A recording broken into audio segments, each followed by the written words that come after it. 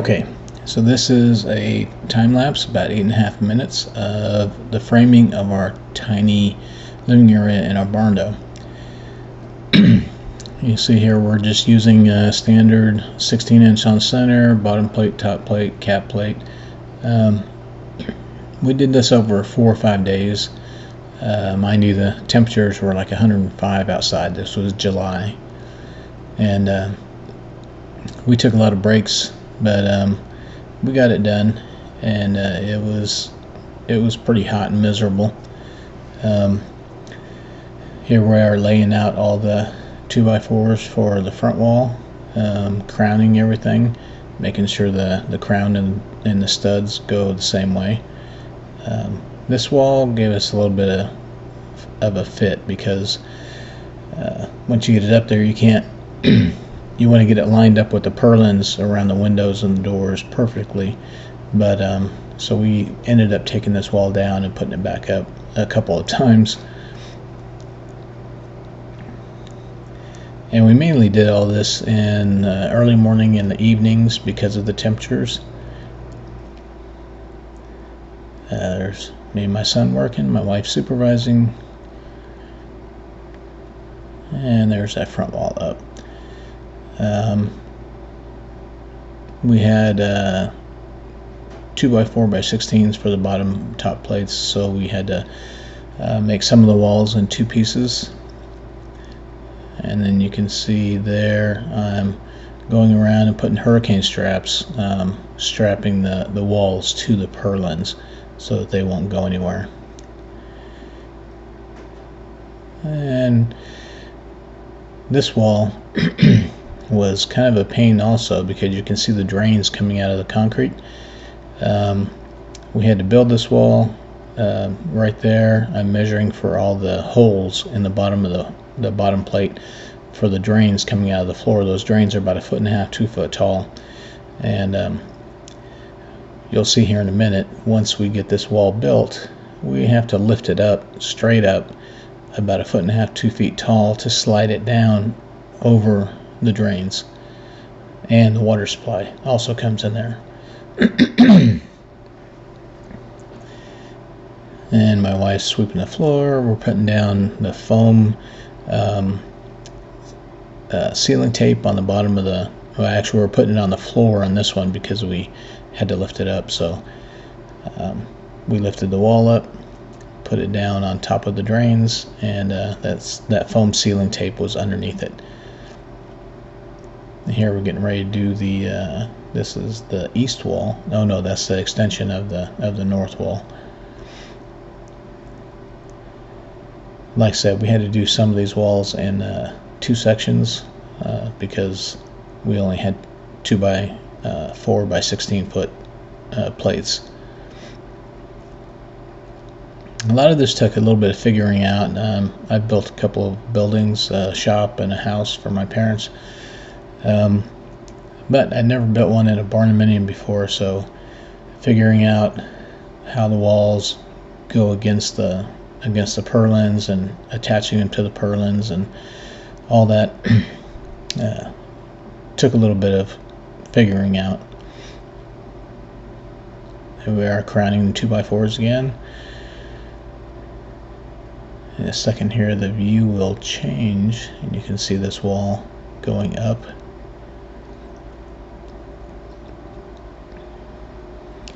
We did this over, I think, 4 or 5 days. We only worked 4 or 5 hours a day. There's a view changing. We're fixing to lift this wall, getting the foam tape on the bottom of the wall.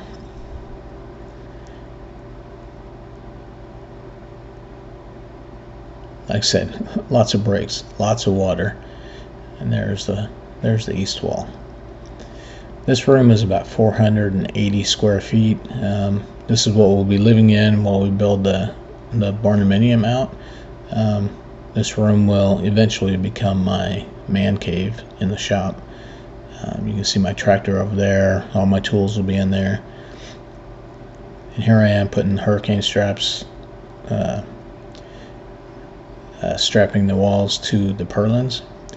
This room is 9 foot tall, so you can see that top purlin is at 8 feet, and the wall goes a foot above that. And here we are starting on the bathroom wall.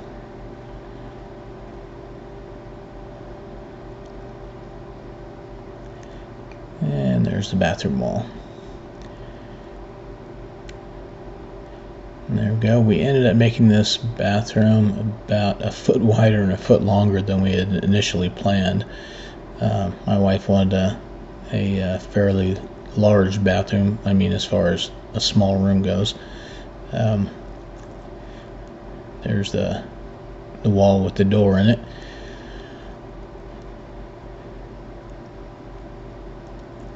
But it is pretty roomy for just a small bathroom. There's a wall with the door going up.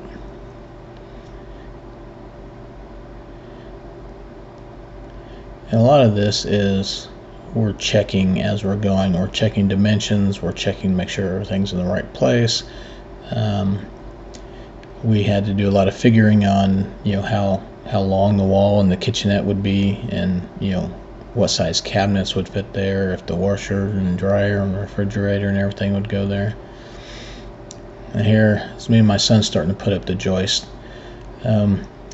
We couldn't find very many 20-foot 2x12s, so we ended up using 16-foot 2x12s that go from the outside wall to the bathroom wall. And you can see at the top there, we put a 2x12 beam in, a 14-foot beam in across between the kitchenette and the living room bedroom area, and we put 16-foot joist across that, and then we put 8-foot going across the bathroom and across the kitchenette, and we overlap those on top of the load-bearing wall. And they don't look like they're heavy. I mean, watching the video now, it looks like we're just throwing them up there, but those things are pretty heavy. And my wife supervising again. And once we got towards the end there, we ran out of room to actually drag them into the room and put them up there, so we had to put them up from the side. And we just went one by one, attached them all. We had the top plate on the walls marked at 16" on center, so we just put them up there, lined them up with the marks, and nailed them in.